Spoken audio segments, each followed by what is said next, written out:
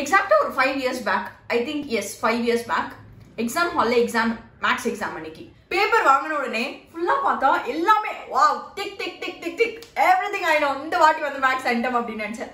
But compulsory பார்த்தா வெச்சது app. கம்பல்சரியில இருக்க ரெண்டுமே தெரியல. வாட் டு ஐ டூ அப்படின்னு வந்து என் மைண்ட் ஓடிச்சு. போச்சு அவ்வளவுதான்டா சென்டம் இல்லை அப்படின்னு சொல்லி.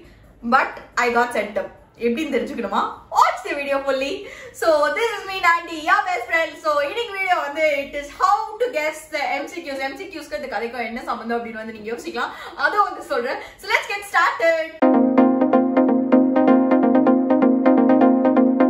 So MCQ தான் வந்து இருக்கிறதுலே வந்து ஸ்கோர் பண்றதுக்கு வந்து ரொம்ப easy. At the same time இருக்கிறதுலே ஸ்கோர் பண்றதுக்கு ரொம்ப கஷ்டம்.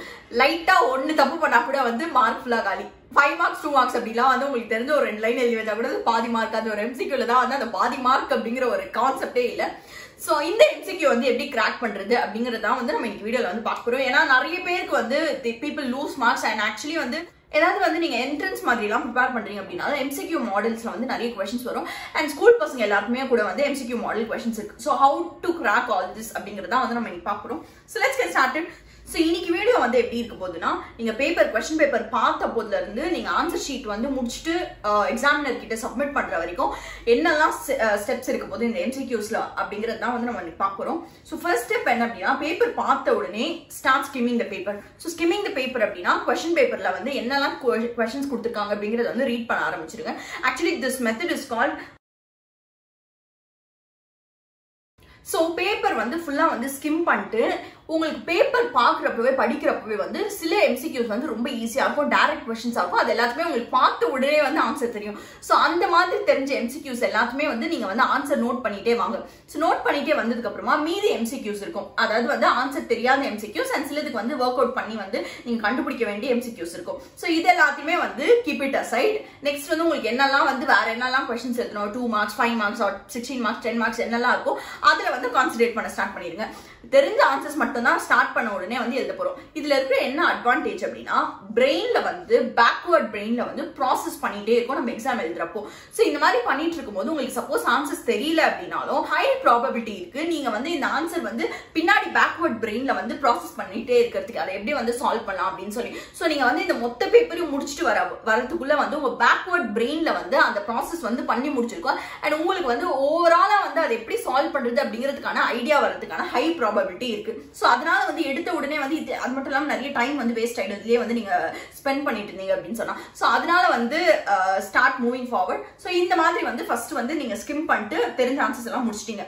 இப்போ வந்து பெரிய ஆன்சர்ஸ் எல்லாம் எழுதிட்டு வரதுல அப்போ வந்து இன்னொரு அட்வான்டேஜ் என்ன அப்படின்னா, சில டைம்ஸ் வந்து நீங்க இந்த MCQல இருக்கிற ஆன்சருக்கும் நீங்க எழுதுற அந்த பிக் ஆன்சர்ஸ்க்கும் வந்து ஒரு ரிலேஷன்ஷிப் இருக்கும். சோ அந்த ரிலேஷன்ஷிப் வச்சு உங்களால வந்து ஈஸியா வந்து இதுக்கு ஆன்சர் பண்ண முடியற மாதிரி இருக்கும். சோ அதனால வந்து எப்பவுமே வந்து இதை முடிச்சிடுங்க. சரி, ஓகே. சோ இப்போ வந்து யூ ஆர் ஆல் டன். ஓகேவா? இப்போ MCQs வந்து திருப்பி வந்துட்டீங்க. ஈஸியான MCQs எல்லாமே முடிச்சிட்டீங்க. கஷ்டமான MCQs வந்து வந்துட்டீங்க. இப்போ இதுல வந்து உங்களுக்கு சுத்தமா வந்து எப்படி சால்வ் பண்றது அப்படின்னே தெரியல அப்படின்னா தான் இதுக்கு மேல வந்து இருக்கிற ஸ்டெப்ஸ் என்ன அப்படின்னு வந்து நான் சொல்றேன். ஃபர்ஸ்ட் வந்து I tell you some tricks. Okay, so இந்த ட்ரிக்ஸ் வச்சு வந்து உங்களுக்கு சுத்தமா எதுவுமே தெரியல, உங்களால வந்து எதுவுமே பண்ணவே முடியல அப்படின்னா you can use these tricks. So இந்த ட்ரிக்ஸ் என்ன அப்படின்னா, 52% ஆஃப் தி சர்வே என்ன சொல்லுதுன்னா all the above none of the above இந்த மாதிரி ஆப்ஷன்ஸ் வந்ததுன்னா 52% ஆப்ஷன் கரெக்டா இருக்கிறதுக்கான ப்ராபபிலிட்டி இருக்கு. சோ 52% வந்து இந்த ஆப்ஷன் கரெக்டா இருக்கு அப்படின்னு சர்வே சொல்றதுனால நீங்க வந்து ஒரே ஒரு வாட்டி வந்து you can go through. If you are not able to find any answer, உங்களுக்கு ஏதாவது ஒன்னு டிக் பண்ணியே ஆகணும் அப்படின்னு நினைக்கிறீங்கன்னா, if you have these two options இத வந்து நீங்க வந்து டிக் பண்ணலாம் 52 of the. So இது வந்து high probability that you will end up right. Okay, so next என்ன அப்படின்னா true or false. So true or falseலயும் வந்து சர்வேல வந்து 56% வந்து true அப்படிங்கிற ஆன்சர் தான் கரெக்ட் இருக்கிறதுக்கான வாய்ப்பு இருக்கு. false அப்படிங்கிறது 44% தான் வந்து கரெக்டா இருக்கும் அப்படின்னு வந்து சொல்றாங்க. So according to the survey true அப்படிங்கிறது தான் வந்து கரெக்டா இருக்க போகுது. But you will have to read it once clearly. Think if you are able to relate it to some other things which you have learned earlier. இல்ல நீங்க இது வரைக்கும் எழுதின ஆன்சர்ஸ்ல வந்து ஏதாவது ஒரு ரிலேஷன்ஷிப் இருக்கும் ட்ரூ ஆர் ஃபால்ஸ்ல எப்பவுமே கண்டிப்பா இருக்கும். சோ அந்த ரிலேஷன்ஷிப் ஏதாவது இருக்கா அப்படின்னு இன்ஃபேக்ட் வந்து go through the answer sheets once. Okay, so போறப்போ வந்து உங்களுக்கு வந்து இதுக்கு ரிலேட்டிவா ஏதாவது ஒரு ஆன்சர் எழுதிருப்பீங்களா, அந்த சாப்டர்ல இருந்து ஏதாவது ஒரு ஆன்சர் எழுதிருப்பீங்களா. சோ அந்த சாப்டர்ல இருக்கிற இதுக்கும் நீங்க எழுதிருக்க ஆன்சருக்கும் இதுக்கும் ஏதாவது ரிலேஷன்ஷிப் இருக்கா அப்படின்னு பாருங்க.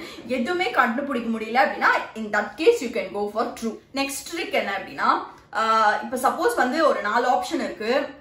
இப்போ முன்னாடி ஆன்சருக்கு வந்து you know very sure that ஒரு சி தான் வந்து கரெக்ட் ஆன்சர் அப்படின்னு சொல்லி. ஸோ நெக்ஸ்ட் ஆன்சர்ல வந்து உங்களுக்கு சி அண்ட் டிக்கு வந்து எது கரெக்டான ஆன்சர் அப்படின்னு தெரியல அப்படின்னா it's high probability that C இருக்காது டி அப்படின்னு சொல்லி. பிகாஸ் முன்னாடி இருக்க கொஸ்டின்லயும் நெக்ஸ்ட் கொஸ்டின்லயும் வந்து மோஸ்ட் ஆஃப் த டைம்ஸ் வந்து they will not give the same answer. இதெல்லாம் வந்து just tricks. Okay, this is not a valid trick. இதெல்லாம் வந்து it's based on the probability. சில புக்ஸ்ல சொல்லியிருக்க ட்ரிக்ஸ். இந்த ட்ரிக்ஸ் வந்து உங்களுக்கு எதுவுமே ஆன்சரே தெரியல அப்படிங்கிற டைம்ல தான் ட்ரிக்ஸ் எல்லாம் யூஸ் பண்ணணும். இது தவிர்த்து வந்து லாஜிக்கலி எப்படி திங்க் பண்ணி எம்சிக்யூஸ் அட்டென்ட் பண்றது அப்படின்னு வந்து இதுக்கப்புறமா நான் சொல்றேன். தீஸ் ஆர் ஆல் ஜஸ்ட் ஒரு எப்படி சொல்றது ப்ராபபிலிட்டி பேஸ் பண்ணி இருக்கிற ட்ரிக்ஸ். ஸோ இது சொல்லிட்டு அப்படின்னா நெக்ஸ்ட் வந்து உங்களுக்கு வந்து ப்ராசஸ் வந்து எப்படி எழுதணும் அப்படின்னு வந்து நான் சொல்றேன்.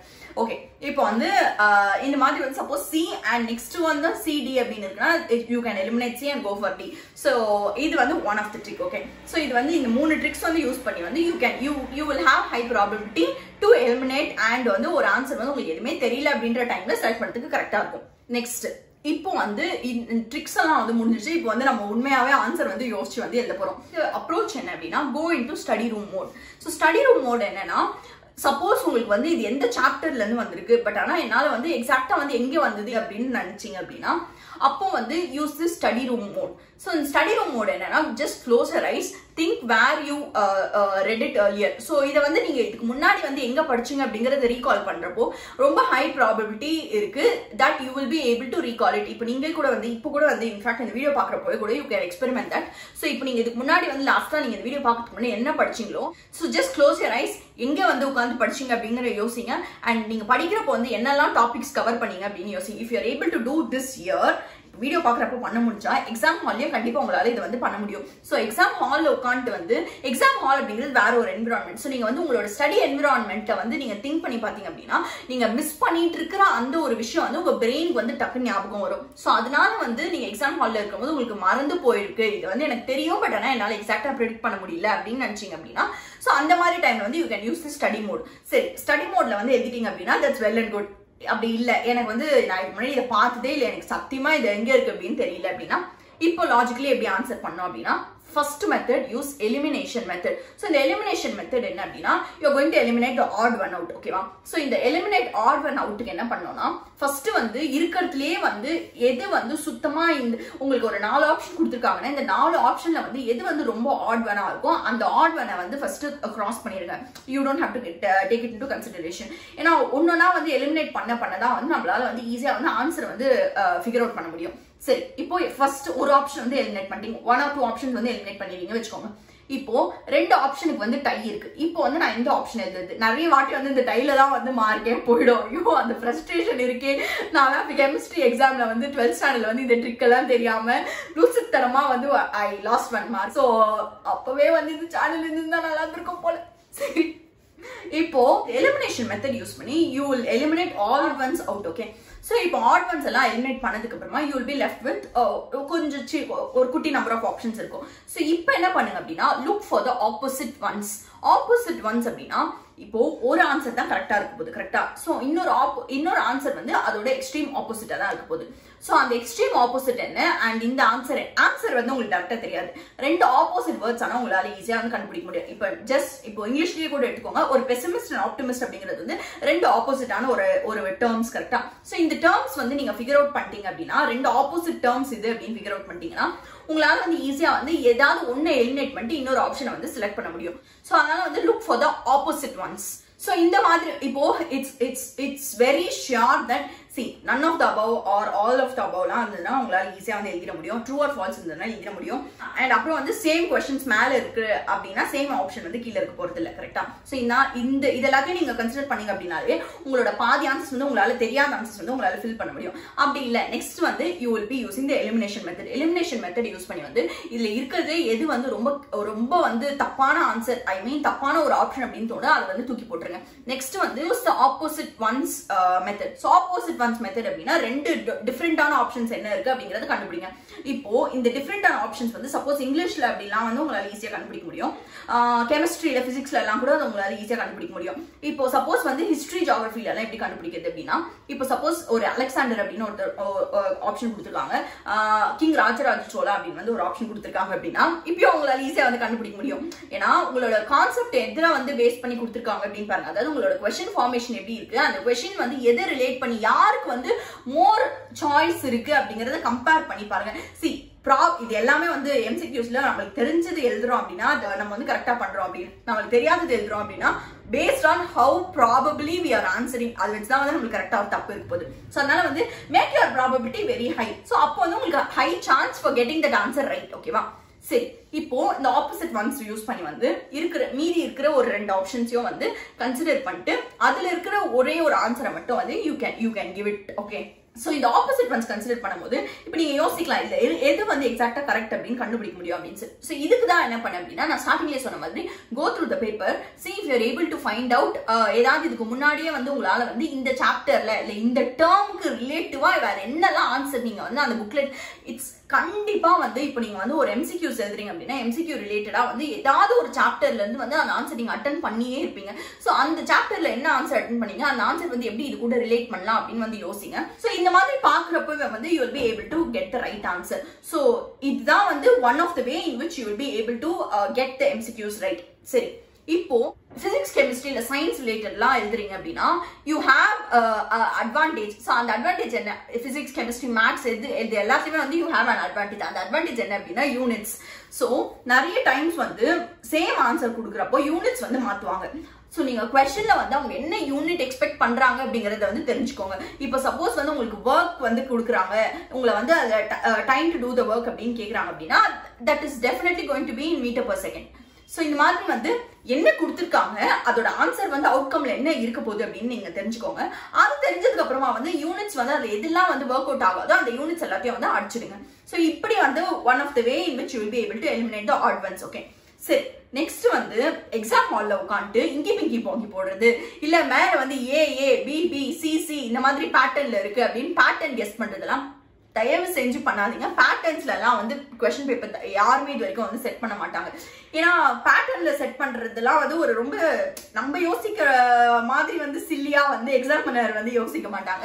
ஸோ அதனால வந்து நீங்க பேட்டர்ன்லாம் வச்சு கெஸ் பண்ண போறேன் அப்படின்னா வந்து தயவு செஞ்சு நினைக்காதீங்க. பேட்டர்ன்ஸ்லாம் வந்து will not work in your examinations. இது வரைக்கும் பேட்டர்ன்ல எல்லாம் கொஸ்டின் பேப்பரே செட் பண்ண மாட்டாங்க.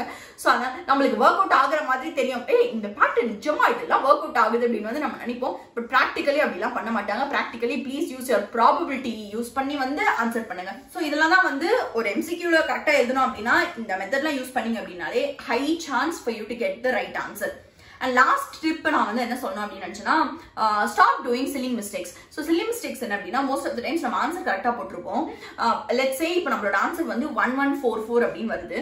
பட் ஆப்ஷன்ல வந்து 1414 1441 1144 இப்படிலாம் கொடுத்துருக்காங்க அப்படின்னா நம்ம வந்து டைம் என்ன பண்ணுவோம்னா தப்பான ஒரு ஆன்சர் வந்து டிக் பண்ணிட்டு வந்துருவோம். ஸோ இந்த மாதிரிலாம் பண்ணாம இருக்கிறதுக்கு வந்து make sure that you tick the right answer. அதை வந்து நீங்க இன்ஃபேக்ட் வந்து எழுதுறீங்க ஆன்சர் அப்படின்னா டேரக்டா உங்களுக்கு என்ன ஆன்சர் வந்திருக்கோ அதை பார்த்து வந்து எழுதுங்க. அப்போ வந்து தப்பா பண்றதுக்கு வந்து சான்ஸ் வந்து ரொம்ப கம்மி. சரி, இப்போ இது எல்லாமே ஓகே ஃபைன், ஓகேவா? இங்கிலீஷ்ல இல்ல வந்து மோஸ்ட் ஆஃப் த டைம்ஸ் நம்ம மிஸ்டேக்ஸ் பண்றது எம்சிக்யூஸ்ல என்ன அப்படின்னா ஆல்வேஸ், நாட் அண்ட் நெவர் இந்த மாதிரிலாம் வந்து சில இம்பார்ட்டன்ட் கீ டேர்ம்ஸ் வந்து மிஸ் பண்ணிடுவோம். நம்ம வந்து ஸ்பீடா ரீட் பண்றப்போ நம்மளுக்கு வந்து திஸ் கொஸ்டின் ஐ நோ அப்படின்ட்டு வந்து ஒரு ஆர்வ கோளாறுல அடிச்சு விடுவோம். ஸோ ஆர்வ கோளாறுல வந்து இந்த மாதிரி வந்து இம்பார்ட்டன்டான இந்த நாட் ஆல்வேஸ் இதெல்லாம் வந்து மிஸ் பண்ணிடும். ஸோ அதெல்லாம் பண்ணாம இருக்கணும் அப்படின்னா after you get the question paper once வந்து read பண்றீங்க கரெக்ட்டா, read பண்ணதுக்கு அப்புறமாவும் வந்து make sure that you read the questions again and again. ஒரு 3 times அது வந்து question paper நீங்க வந்து சப்மிட் பண்றதுக்குள்ள ஆன்சர் ஷீட்டை நீங்க questions எல்லாத்தையும் வச்சு வந்து ஆன்சர்ஸ் வந்து செக் பண்ணிக்கோங்க. நான் எக்ஸாம் ஹால்ல இருந்து வெளியில வரப்போ நான் எழுதுற ஒரு 21 மார்க்ஸ் எழுதியிருந்தா கூட வந்து 20 ஆன்சர்ஸ்மே என்ன அப்படின்னு வந்து எனக்கு அவ்வளோ பக்கவா ஞாபகம் இருக்கும். ஏன்னா நான் அவ்வளோ வாட்டி வந்து ரீட் பண்ணி வந்து பாப்பேன் கொஸ்டின் பேப்பர்ல இருக்கிறது நான் ஆன்சர் எழுதிருக்கதும். ஸோ அதனால வந்து நான் அவ்வளோ வாட்டி படிக்கிறதுனால எனக்கு எக்ஸாம் ஹால்லேயே வந்து ஞாபகம் வந்துடும் நான் என்னெல்லாம் ஆன்சர் எழுதுறேன் அப்படின்னு சொல்லி, அண்ட் கொஸ்டின்ஸும் வந்து என்னெல்லாம் கேட்டாங்க அப்படின்னு சொல்லி. ஸோ அந்த மாதிரி வந்து நீங்க தரவா வந்து ஒரு வாட்டி வந்து நீங்க செக் பண்றப்போ வந்து மிஸ்டேக்ஸ் பண்றது வந்து ரொம்ப கம்மியாயிடும். அண்ட் இப்போ நீங்க யோசிக்கலாம், how did you get the 12th standard எப்படி அந்த ஆன்சர் கரெக்ட் ஆச்சுன்னு. ஸோ 12th ஸ்டாண்டர்ட் எப்படி கரெக்ட் ஆச்சு அப்படின்னா, இப்படிதான் அந்த சாப்டர் வந்து எனக்கு வந்து இந்த கம்பல்சரி கொஸ்டின் சாப்டர்ல வந்து அந்த எக்ஸசைஸ் மட்டும் நான் போட்டு பார்த்ததே இல்லை. லாஸ்டா வரும்போது எந்த கடவுள் சொன்னாரு அப்படின்னு தெரியல, நான் வந்து அந்த ஃபார்முலா மட்டும் பார்த்துட்டு போயிருந்தேன். அண்ட் யூசிங் தட் ஃபார்முலா நான் வந்து கரெக்டா போட்டேன். And somehow that I got the right answer. somehow அப்படின்னு இல்லை, I was able to do எனக்கு அந்த ஸ்டெப்ஸ் எல்லாம் வந்து ப்ரொசீட் பண்ணுறதுக்கு ரொம்ப ஈஸியாக இருந்தது. So I was able to get that right. So இதுவும் வந்து ஒரு ஹை ப்ராபபிலிட்டி வச்சுதான். ஏன்னா வந்து என்னோட 5 marks வந்து in some way this was related with the 5 marks which I got. 5 mark 10 mark ஞாபகம் இல்லை, பட் ஏதோ ஒன்று. ஸோ அதனால வந்து எனக்கு வந்து அதை வச்சு வந்து இதை போடுறதுக்கு வந்து ரொம்ப ஈஸியாக இருந்தது. ஸோ இதே மாதிரி தான் எம்சிக்யூஸ்லையும் நம்ம ஆல்ரெடி உள்ள எழுதியிருக்க ஆன்சர்ஸ் வச்சு வந்து நிறைய டைம்ஸ் வந்து இந்த 1 marks வந்து கிராக் பண்ணுறதுக்கு ஈஸியாக இருக்கும். அண்ட் அதுக்கப்புறமா வந்து you can use all these methods to eliminate the odd ones and get the right answer. Actually ரொம்ப ஈஸி. இந்த மாதிரி வந்து இந்த மெத்தட்ஸ் எல்லாம் நீங்க யூஸ் பண்ணி வந்து எழுதுனீங்க அப்படின்னு சொன்னேன். So share this video with your friends, so that they will also அவங்களுக்கு வந்து ஈஸியாக வந்து நானும் 1 mark வந்து கரெக்டா அப்படின்னு வந்து சொல்லுவாங்க. நான் வந்து நெக்ஸ்ட் வேற ஒரு இன்ட்ரெஸ்டிங் வீடியோட நான் வந்து உங்களை மீட் பண்றேன். Then it's bye from me. And உங்களுக்கு வந்து நெக்ஸ்ட் வீடியோ என்ன வேணும் அப்படின்னு வந்து கீழே வந்து கமெண்ட் பண்ணுங்க. Until then it's bye from me.